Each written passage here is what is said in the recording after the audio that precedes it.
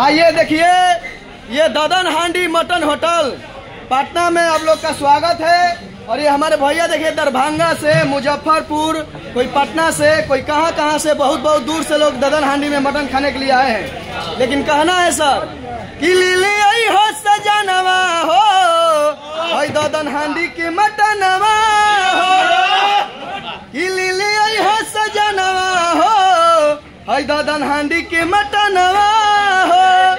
इतनी पटना से दूर बड़ुए, अब की बड़ी मशहूर बड़ुए, कितनी पटना से दूर बड़ुए, अब की बड़ी मशहूर बड़ुए।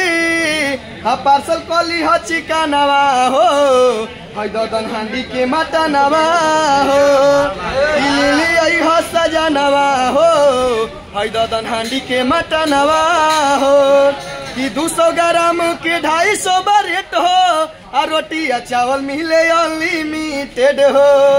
कि 200 ग्राम के 250 रेट हो, रोटी या चावल मिले अनलिमिटेड हो।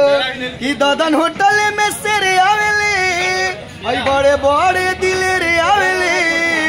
कि ददन होटल में सेरे आवेले, आई दूरे दूर से दिलेरे आवेले। तो खाए खाती खानवा हो, ददन हांडी के मटनवा हो, ले आई हो सजनवा हो, ददन हांडी के मटनवा हो। कि थाली पथाली लगावे आशुतोष हो, मटन बनावे संतोष भाई बोस हो। कि थाली पथाली लगावे सरोज हो, मटन बनावे छोटन भाई बोस हो। ओने अटव सनत बड़ुए, औरी रोटियो बेलत बड़ुए।